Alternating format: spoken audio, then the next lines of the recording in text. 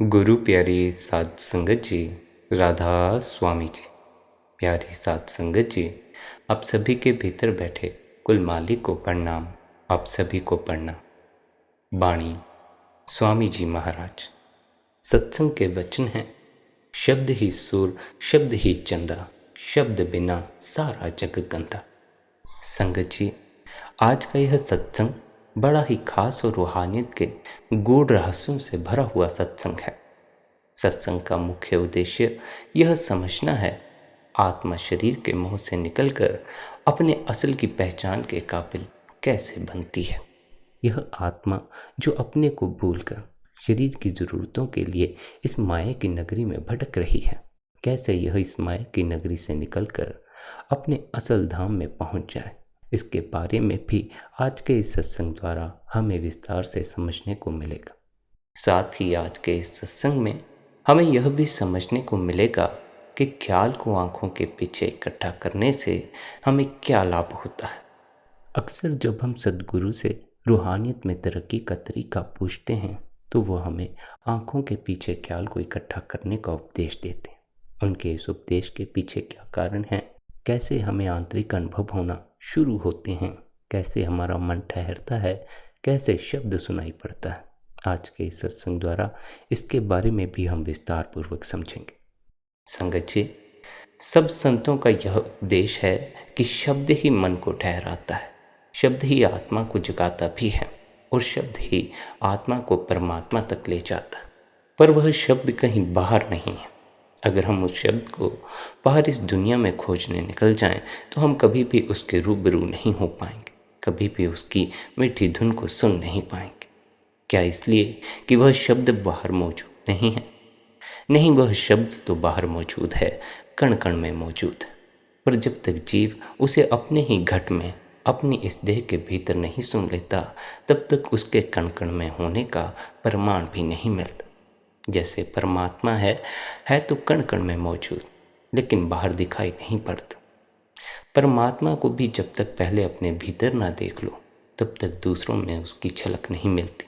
इसलिए सब संत महात्माओं का क्या उपदेश है कि अपने भीतर पहले खोज करो। बाहर खोजोगे तो शायद ना खोज पाओ, बाहर खोजोगे तो भटकोगे, परमात्मा तो नहीं मिलेगा। पर अगर भीतर खोजोगे, भटकोगे भी नहीं और सही मार्ग पर उन्नति भी करोगे। अब क्योंकि सब संत महात्मा हमें यही उपदेश देते हैं कि शब्द कहीं बाहर नहीं, हमारे इस शरीर के भीतर है, तो इसका अर्थ यह हुआ कि हमने शब्द को अपने इस शरीर के भीतर सुनना, और शब्द को अपने शरीर के भीतर सुनने के लिए पहले हमें अपने शरीर और आत्मा से जुड़ी बहुत खास बातें समझ लेनी होगी। अभी हमें अपनी आत्मा का बोध नहीं है, इस शरीर का बोध है। इसलिए इस शरीर से यात्रा शुरू करके आत्मा तक पहुंचना होगा। कैसे यह यात्रा पूरी होगी, आइए इसके बारे में विस्तार से समझते हैं।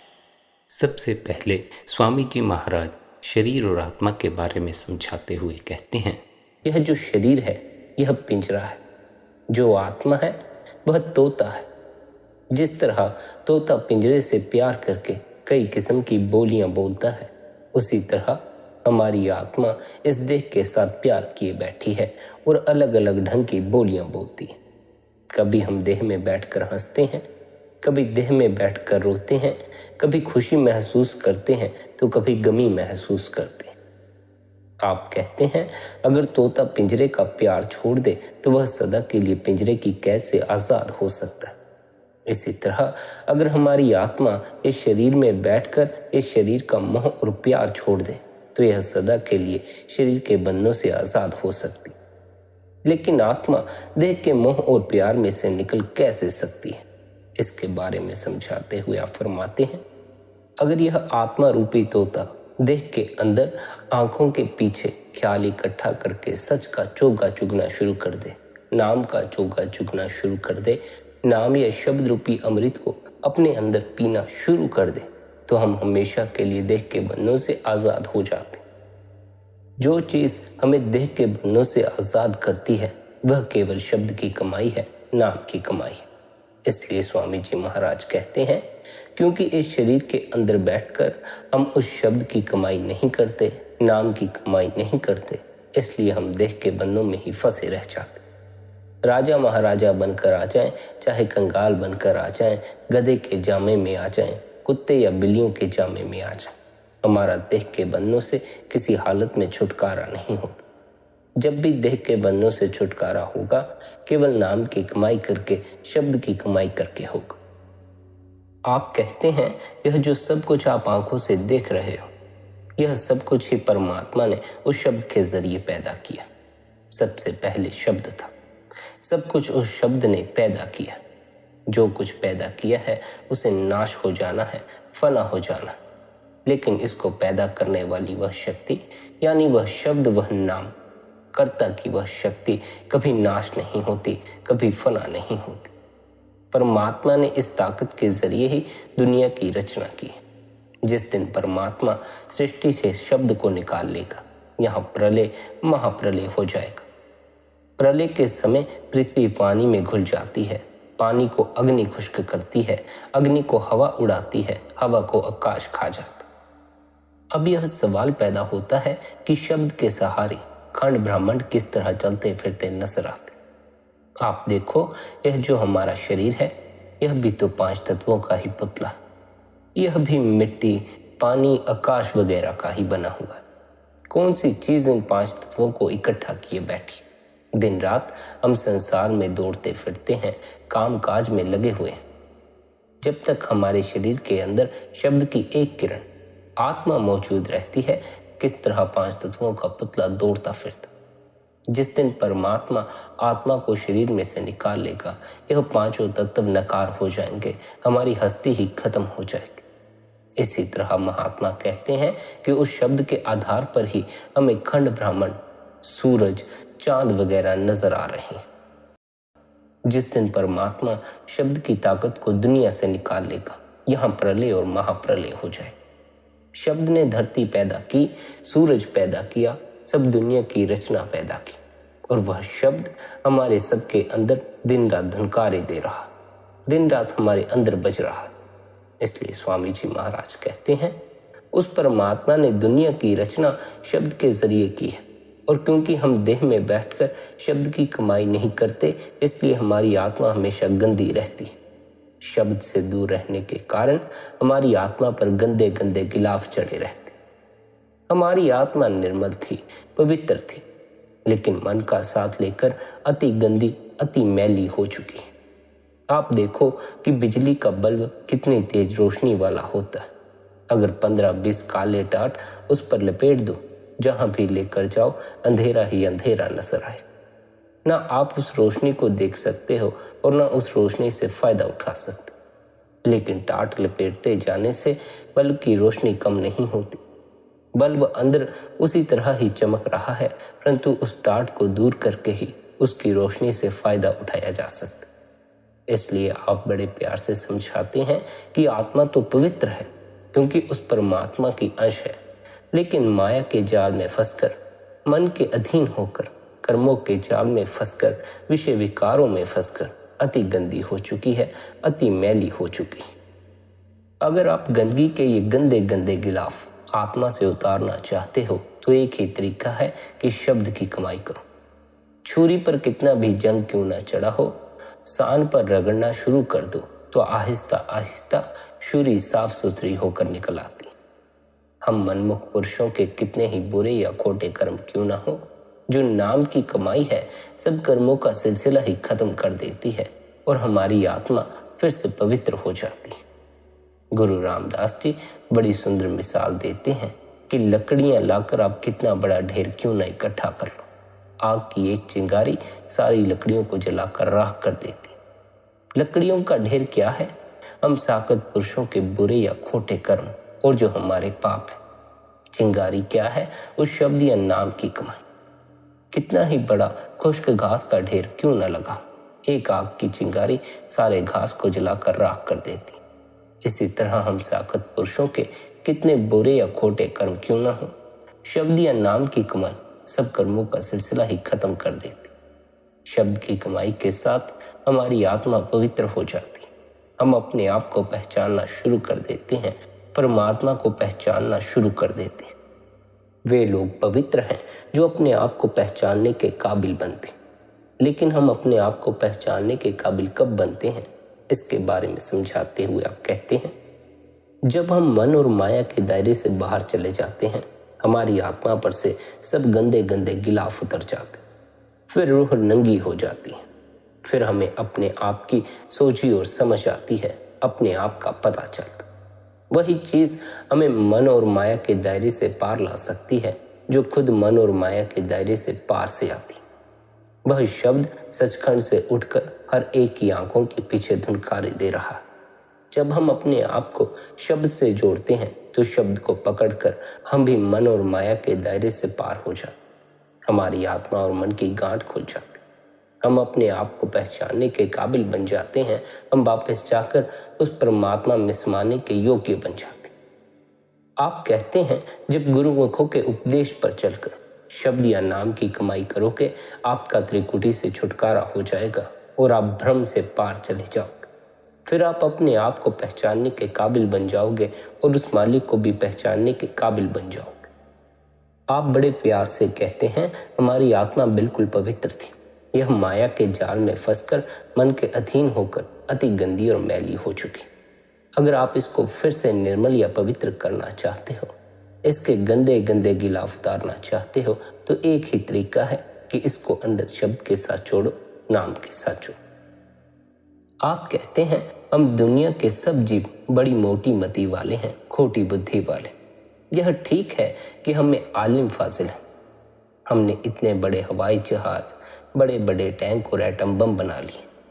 हम एक एक बम से लाखों को तबाह करने का दावा करते, लेकिन फिर भी महात्मा कहते हैं कि हमें अकल की कमी है, हम खोटी अकल वाले।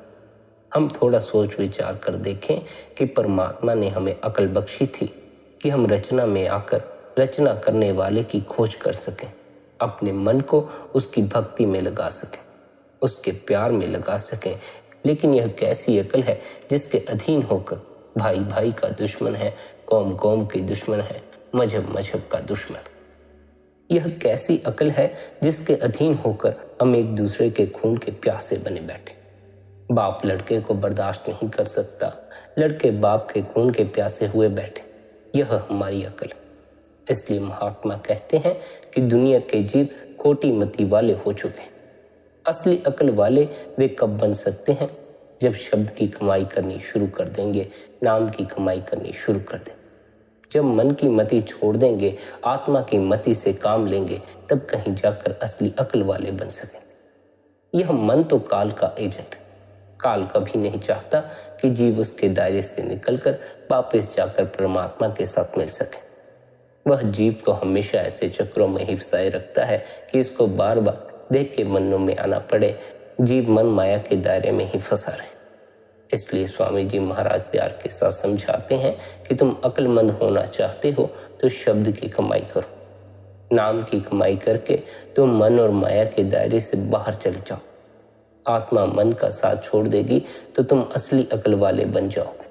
फिर तुमको असल का पता चल जाएगा और तुम असल की भक्ति में लग जाओ।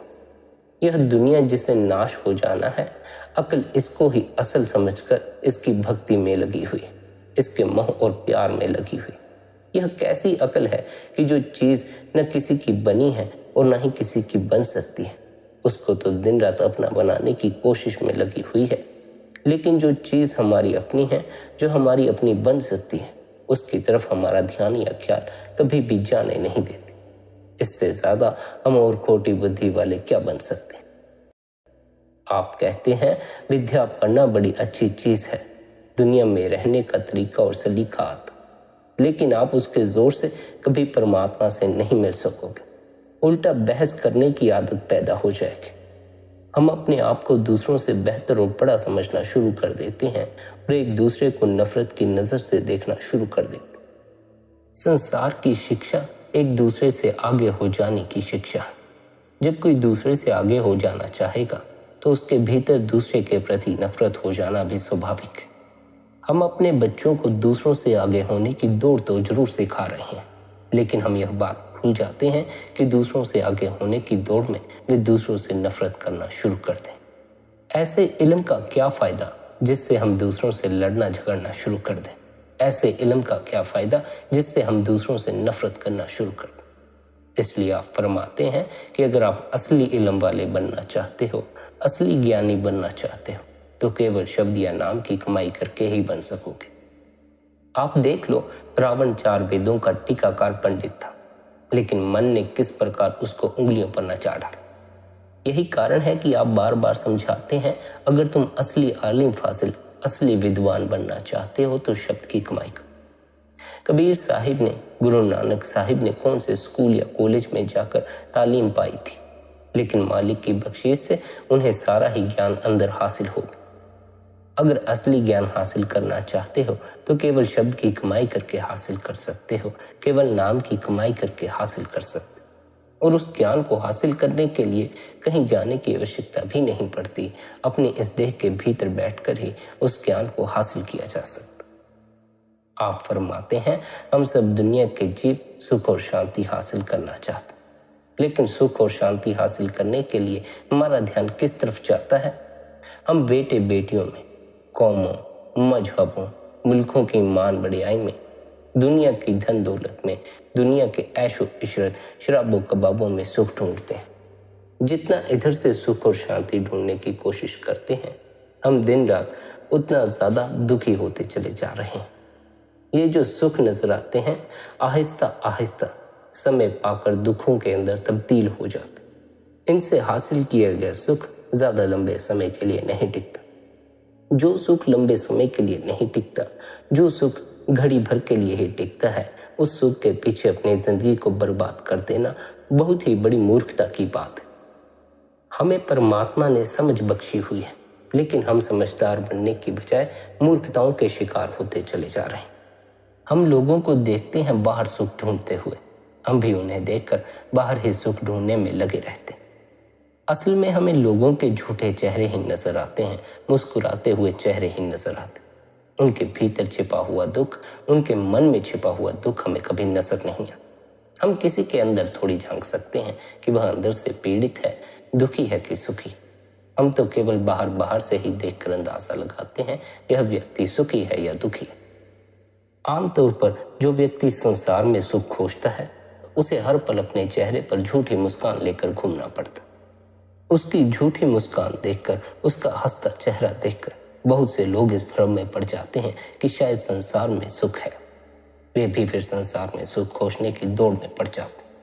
संसार में सुख और शांति खोजने वालों को इस बात की खबर ही नहीं है कि कभी भी संसार में, कभी भी बाहर से सच्चा सुख या सच्ची शांति हासिल नहीं होती। जब तक हमें वह चीज नहीं मिलती जो कभी नाश नहीं होती, कभी फना नहीं होती, हम उसको अपना नहीं बना लेते। हम सच्चा और निर्मल सुख किस तरह हासिल कर सकते? फिर सच्ची और सदा रहने वाली शांति हम किस तरह हासिल कर सकते? वह कौन सी चीज है जिसके द्वारा हम सच्ची शांति और सच्चा सुख हासिल कर सकते हैं? वह केवल शब्द की कमाई है, नाम की कमाई। आप कहते हैं, जब भी हम सुरत शब्द का अभ्यास करते हैं, हम मालिक के प्यार के रंग में रंगे जाते, फिर हमें सुख के सांस आने शुरू होते। जब तक ख्याल आंखों से नीचे नीचे है, हम कभी सुख हासिल नहीं कर सकते। जब हम ख्याल आंखों के पीछे इकट्ठा करके शब्द के साथ जोड़ते हैं, तो हमें सुख मिलना शुरू हो जाता।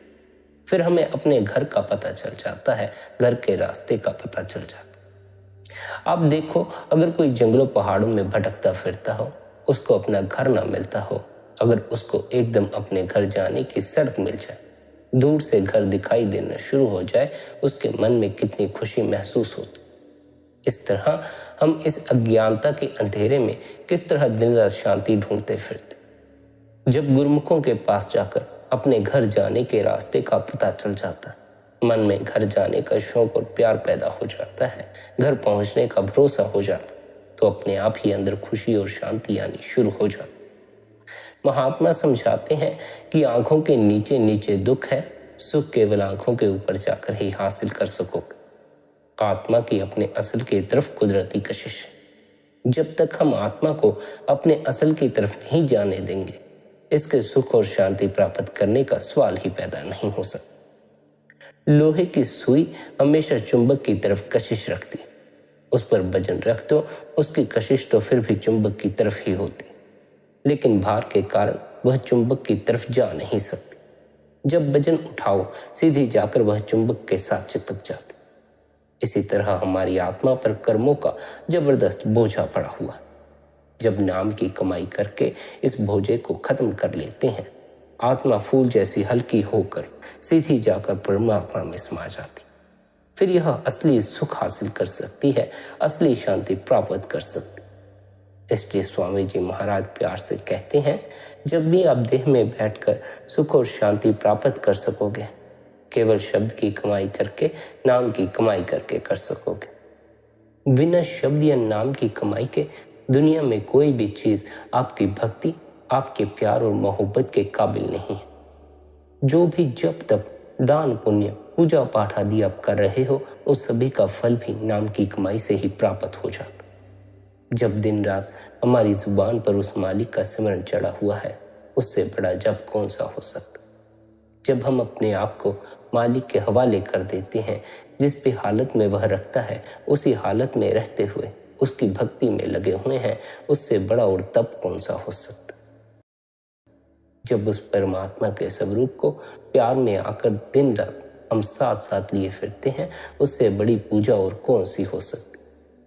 जब आंखों के पीछे ख्याल को इकट्ठा करके दिन रात हम उस अनहद शब्द को सुनने में लगे हों, इससे बड़ा पाठ और कौन सा हो सकता। जब अंदर शब्द या नाम के अमृत को पीकर मन ही दुनिया के अंदर से उदास और विरक्त हो जाता है, इससे बड़ा वैराग्य और कौन सा हो सकता। ना तो हमें घर बार छोड़ने की जरूरत है, ना ही बेटे बेटियों को छोड़ने की जरूरत है। केवल अपने अंदर शब्द की खोज करनी है, नाम की खोज करनी। उस शब्द के बगैर कभी अपने ख्याल को डोलने ना दो, क्योंकि जो कुछ मिलना है केवल शब्द या नाम की कमाई से मिलना। शब्द या नाम की कमाई के अलावा परमात्मा की कोई भक्ति ही नहीं, उसकी पूजा ही नहीं। दुनिया व्यर्थ बहमों भ्रमों के अंदर फंसकर परेशान हो रही। कोई किसी तरफ दौड़ता फिर रहा है, कोई किसी तरफ दौड़ता फिर रहा। आप देखो कि अगर शब्द या नाम की कमाई ही मालिक की भक्ति है, तो सरोवरों में स्नान करने का क्या फायदा हुआ, ग्रंथ पोथियां वेद शास्त्र पढ़ने का क्या फायदा हुआ, बेटे बेटियों को त्याग कर फिर जंगलों पहाड़ों में जाने का क्या फायदा हुआ। हमारा मन बाहर कर्मकांड में उलझा बैठा है, यह हमें नाम की अंतर्मुख साधना की तरफ नहीं जाने देता, बाहर ही बाहर उलझाए रखता। लेकिन महात्मा समझाते हैं, जो कुछ मिलना है सिर्फ शब्द की कमाई से मिलना है, नाम की कमाई से मिलना। अगर नाम की कमाई का तरीका छोड़कर दूसरे रास्तों पर चलने की कोशिश करो, तो मौत के समय पछताना पड़ेगा कि यूं ही अपने कीमती वक्त को व्यर्थ बातों में उलझा कर गवा दिया। नाम की कमाई को छोड़कर हमें क्यों पछताना पड़ता है, इसके बारे में समझाते हुए आप कहते हैं, शब्द या नाम की कमाई के बगैर तुम्हें कभी मालिक के घर पहुंचने की इजाजत नहीं मिलेगी। यमदूतों के हाथों खराब होना पड़ता है, मरण जन्म के दुखों में जाना पड़ता। मरण जन्म के ये दुख दुनिया के मोह और प्यार के कारण पैदा होते हैं। जब भी दुनिया के मोह और प्यार से निकलोगे, आंखों वाले बन सकोगे, देह में आने का मकसद पूरा कर सकोगे, केवल शब्द या नाम की कमाई करके। अभी तो दुनिया के मोह में पड़कर अंधे हुए बैठे। आंखों वाले बनने के लिए शब्द की कमाई करनी होगी, नाम की कमाई करनी होगी। आप कहते हैं, जब भी अपने असली काम में लगोगे, असली कमाई वाले बनोगे, सच्ची विद्या वाले बनोगे, असली पढ़े लिखे या ज्ञानी बनोगे, और जब भी सच्चा सुख, सच्ची शांति हासिल कर सकोगे, केवल शब्द की कमाई करके, नाम की कमाई करके कर सकोगे। इसलिए उठते बैठते चलते फिरते सदा शब्द के साथ ख्याल जोड़ कर रखो, नाम के साथ ख्याल जोड़ कर रखो, और यह भी ख्याल रखो, शब्द के सिवाय अपने ध्यान को कभी भी और किसी तरफ नहीं जाने देना। यह नहीं कि गंगा गए तो गंगा राम बन गए, यमुना गए तो यमुना दास बन गए। जिस किसी ने जो भी तरीका बताया वही करना शुरू कर दिया। जब तक हम अपने ख्याल को भटकाए फिरते हैं, एक मन एक चित होकर शब्द या नाम की कमाई के सच्चे मार्ग पर नहीं चलते, हम कभी अंदर फिर कुछ हासिल नहीं कर सकते। जो मन हिरण की तरह विषय और विकारों में फंसकर कूदता फिरता है, भटकता फिरता है, यह अंदर ही राम नाम के साथ लगकर सदा के लिए अंदर बिंज जाता है, काबू आ जाता है। और कोई विचार करने की और कोई तरीका सोचने की जरूरत नहीं है। शब्द से जुड़कर हम सहज ही परमात्मा तक पहुंच जाते हैं।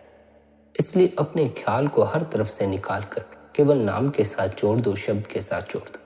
जो कुछ भी आप हासिल कर सकोगे केवल शब्द की कमाई करके, नाम की कमाई करके। जिस शब्द या नाम की आप इतनी महिमा कर रहे हैं वह शब्द किस जगह है और उसकी कमाई का साधन कहाँ है, इसके बारे में आप समझाते हुए कहते हैं, भाई जिस परमात्मा ने तुम्हें पैदा किया उसने नाम रूपी दौलत तुम्हारे अंदर तुम्हारे लिए रखकर उसका भेद गुरमुखों के हवाले कर दी। आप ग्रंथ पोथियां पढ़कर अपनी अकल या मन बुद्धि से कितना उस चीज को अपने अंदर ढूंढने की कोशिश करो, कभी कामयाब नहीं हो सको। जब तक मन की मति छोड़कर गुरु की मति पर चलने की कोशिश नहीं करोगे तब तक भीतर का शब्द सुनाई नहीं पड़ेगा। इसलिए आप फरमाते हैं, शब्द भेद तुम गुर से पाओ। अपनी अकल के साथ जितना मर्जी उस शब्द के अंदर से खोज कर लो, कभी कामयाब नहीं हो सकते।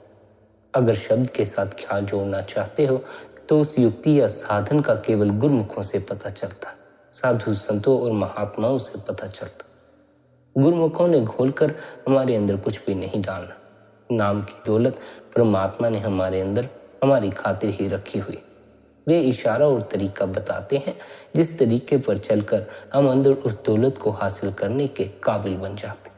उस दौलत को पाकर बादशाह बन जाते हैं, मरण जन्म के दुखों से छुटकारा हासिल कर लेते। गुरु साहिब बड़ी सुंदर मिसाल देते हैं कि पुरानी आबादियों के नीचे बने बनाए कुएं मिट्टी के नीचे दबे होते हैं। हम उस जमीन पर चलते फिरते हैं, हमें पता ही नहीं होता कि बने बनाए कुएं या हम मिट्टी के नीचे दबे हुए हैं। और वे सज्जन हैं जो हमें अपने इल्म और बाकफियत के साथ समझाते हैं कि यहाँ आप जमीन की खुदाई करें, आपको बना बनाया कुआं मिल जाएगा। वे वहां कुआं बनाकर मिट्टी के साथ दबाकर खबर देने के लिए नहीं आते। उनका इल्म या तजुर्बा होता है जिससे फायदा उठाकर मिट्टी की खुदाई करके हम भी पानी का इस्तेमाल करना शुरू कर देते। गुरु साहिब कहते हैं कि गुरुमुखों ने हमारे अंदर घोलकर कुछ नहीं डाला, वह दौलत हमारी खातिर हमारे लिए हमारे अंदर पहले से रखी हुई, लेकिन हम बाहर मुखी हुए बैठे हैं, कर्मकांड में फंसे हुए, अंदर उसकी खोज नहीं करते। गुरुमुख हमें बता देते हैं कि शरीर के अंदर कौन सी युक्ति, कौन से तरीके के जरिए आप अपने मन को शब्द के साथ जोड़ सकते, नाम के साथ जोड़ सकते। जिस तरह विद्या की ताकत हम सभी के अंदर मौजूद है, जब हम स्कूलों और कॉलेजों में जाते हैं, उस्तादों की ताबेदारी करते हैं, रातों को जागते हैं, मेहनत करते हैं, तब वह विद्या की सोई हुई ताकत हमारे अंदर जाग जाती है, जिससे हम आलिम, फाजिल और गुणी ज्ञानी बन जाते हैं। जिसके पास वकालत की डिग्री है, इंजीनियरिंग की डिग्री है, उस्तादों ने कौन सा उनके भीतर कुछ घोल कर डाल दिया। सिर्फ उस्तादों की संगति और सोहबत करने से ही उनकी अकल तेज हो गई और वे विद्वान बन गए। जो छात्र उस्तादों से डरकर स्कूल से भाग आते हैं, विद्या की ताकत तो उनके अंदर भी होती, लेकिन सोई हुई आती है, सोई हुई ही चली जाती। स्वामी जी महाराज प्यार के साथ समझाते हैं कि परमात्मा ने वह नाम हमारे अंदर हमारी खातिर रखा हुआ है, लेकिन जिस युक्ति और साधन के साथ अंदर नाम की लज्जत को हासिल करना है, उसका पता हमें गुरुमुखों से, साधु संतों और महात्माओं से लेना।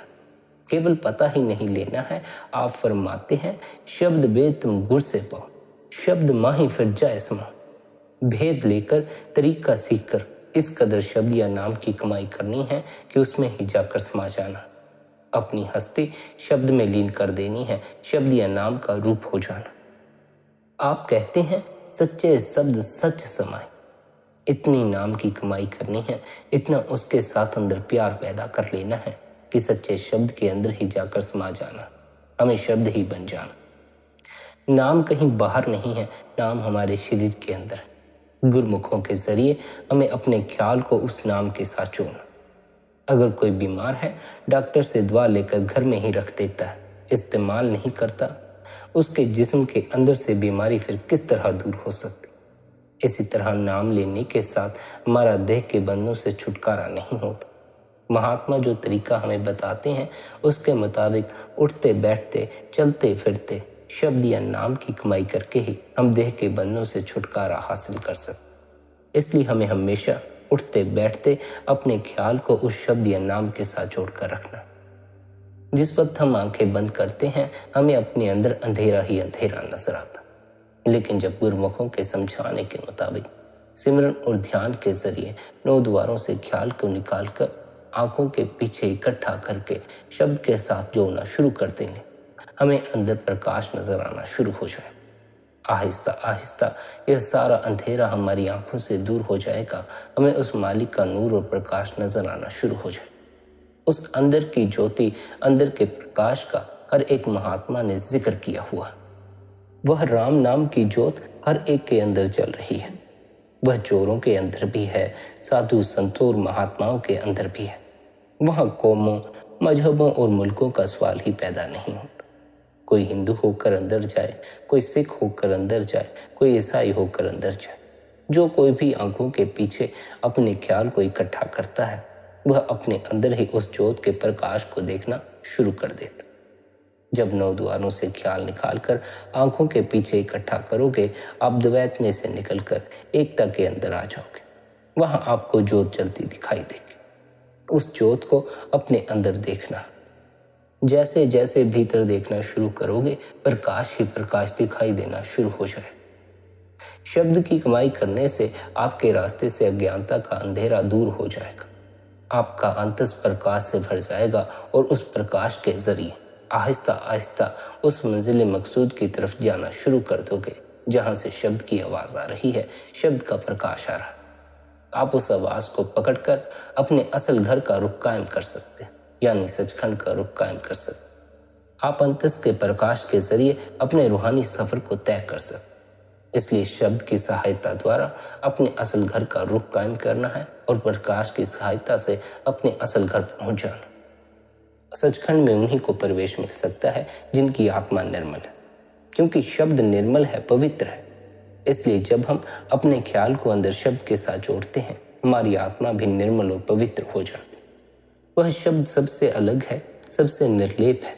जब हम उसके साथ जुड़ जाते हैं हम भी रचना से अलग या निर्लेप हो जाते हैं, हम भी सारी दुनिया से अलग हो जाते हैं। आप कहते हैं कि सबकी परवरिश वह शब्द करता है, सब जीव शब्द के सहारे कायम। वह शब्द सबका गुजारा करता है और सबकी संभाल करता है। दुनिया के सब जीव काल के दायरे में फंसे हुए हैं। जो पहले कर्म किए हैं उनका अब हिसाब दे रहे हैं। उसी तरह अब अच्छे बुरे कर्म करने में लगे हुए हैं और भूले बैठे हैं कि इनका हिसाब देने के लिए फिर हमें वापस इसी 84 के जेल खाने में आना पड़ता है। जब आप शब्द की कमाई करोगे आप काल के दायरे से ही पार चले जाओगे, मन और माया के दायरे से ही पार चले जाओगे। जब गुरुमुखों के कहने के मुताबिक सच्चे नाम की कमाई करोगे इस भवसागर से पार हो जाओगे। आपका काल के जाल से, देह के बंधनों से सदा के लिए छुटकारा हो जाएगा। वह चीज ही हमें मन और माया के दायरे से पार ले जा सकती है जो मन और माया के दायरे के पार से आती है। शब्द सचखंड से उठता है। जब हम अपना ख्याल उसके साथ जोड़ देते हैं हम भी उस शब्द को पकड़कर मन और माया के दायरे से पार चले जाते। इसलिए स्वामी जी महाराज फरमाते हैं कि शब्द की कमाई करके ही हम मन को जीत सकते हैं और शब्द की कमाई के साथ ही हमारा मरण जन्म के दुखों से छुटकारा हो सकता। सब कुछ कहकर आप इशारा करते हैं कि शब्द भी हमारे अंदर है और जिस मालिक से हम मिलना चाहते हैं वह भी हमारे अपने अंदर। हमारे और मालिक के दरमियान केवल कर्मों की रुकावट है। शब्द की कमाई से कर्मों के बंधन टूट जाते हैं और हम वापस जाकर शब्द यानी परमात्मा में समाने के काबिल बन जाते। शब्द की कमाई का रास्ता छोड़कर और किसी रास्ते पर चलना अज्ञानता भरा कर्म है। इस तरह के थोते कर्मों में से कभी किसी को ना तो कुछ प्राप्त हुआ है और ना ही कभी कुछ प्राप्त हो सकता। आपके कहने का मतलब है कि जब भी देह में आने का मकसद पूरा कर सकेंगे, जब भी आवागमन के बंधनों को तोड़कर हम कुल मालिक के साथ विशाल कर सकेंगे, केवल शब्द की कमाई करके, नाम की कमाई करके। इसलिए आप यही नसीहत देते हैं कि अपने ख्याल को हर तरफ से निकालकर शब्द की कमाई में लगाना चाहिए, नाम की कमाई में लगाना चाहिए। नाम की मुख्य विशेषता यह है कि यह रचना में रमा हुआ है और इसका ठिकाना प्रत्येक मनुष्य के हृदय में है। यह जीव के निकट से निकट है और परमात्मा की शक्ति होने के कारण परमात्मा के भी समीप। नाम परमात्मा का ही रूप है, इसलिए मनुष्य के हृदय में होने वाला नाम का अनुभव ही परमात्मा का अनुभव है। नाम सृजनहार और उसकी रचना के बीच संबंध स्थापित करने वाला माध्यम है। बूंद समुद्र में मिलकर समुद्र की तरह पूर्ण समर्थ बन जाती। इसी प्रकार नाम में लीन होने से मनुष्य रचना से ऊपर उठकर रचयिता के स्तर पर पहुंच जाता है और उसकी ही भांति शक्ति, ज्ञान, प्रेम, सुंदरता और आनंद का रूप बन जाता है। आत्मा का सचखंड पहुंचकर शब्द में लीन होना ही परमात्मा में लीन होना। जो आत्मा संसार और शरीर से उलटकर शब्द के अंदर समा जाती है, वह प्रियतम से मिलाप करके सदा के लिए सुहागिन हो जाती। शब्द में समा चुकी सुरत प्रियतम में समाकर प्रियतम का रूप हो जाती। उसमें और प्रियतम में भेद कर पाना असंभव। आप कहते हैं शब्द की ध्वनि में लीन होकर सुरत उस दयालु प्रभु की शरण में पहुंच जाती। वह प्रेम पूर्ण बन जाती है और सदा शब्द के स्वर में लीन रहती। सुरत का शब्द में अभेद होना ही संपूर्ण रूहानी साधना का सर्वोत्तम फल है। यही आत्मा का परमात्मा से मिलाप करना, ज्योति का ज्योत में समाना या जीव का आवागमन के बंधन तोड़कर सदा के लिए निश्चल होना। मनुष्य शरीर कच्चे कागज के समान है, परंतु पूरे गुरुमुखों के उपदेश पर चलकर अंतर में नाम से जुड़ जाए तो यह देही कंचन की भांति बहुमूल्य बन जाती और मनुष्य जन्म धारण करने का वास्तविक मनोरथ पूरा हो जाता। आत्मा के शब्द में लीन हो जाने को अमर आनंद या सहज सुख की अवस्था कहते, जो द्वैत, परिवर्तन, मोह माया, संशय, भ्रम, भय, दुख और मृत्यु से परे है। इस अवस्था में अनहद शब्द का आनंद में राग सुनाई देता है और परमात्मा के भक्त यानी संत सदा उसके दर्शन का आनंद प्राप्त करते। उन्हें प्रत्यक्ष हो जाता है कि हर तरफ नाम ही आत्माओं का वास्तविक आधार है। यहाँ पहुंचकर ही यह भेद खुलता है कि जो परमात्मा यहाँ प्रकट है वही शब्द रूप में सृष्टि के कण कण में समाया हुआ। आत्मा की परमात्मा यानी शब्द में अभेद होने की इस विस्मयजनक अवस्था को अनुभव तो किया जा सकता है, परंतु इसका वर्णन नहीं किया जा सकता। इसलिए हमें इस अवस्था का स्वयं अनुभव करना है। हमें निरंतर भजन सिमरन करना है, निरंतर ध्यान करना है, ताकि हमें इस अवस्था का स्वयं को अनुभव हो जाए। संपूर्ण आध्यात्मिक साधना का उद्देश्य परमात्मा की अंश चेतन आत्मा को जड़ शरीर और मन से मुक्त कराना। जब सिमरन और ध्यान की सहायता से मन और आत्मा आंखों के पीछे एकाग्र होकर यहाँ स्थिर हो जाते हैं तो सचखंड से आ रही शब्द की ध्वनि इन्हें खींचकर त्रिकुटी में ले जाती।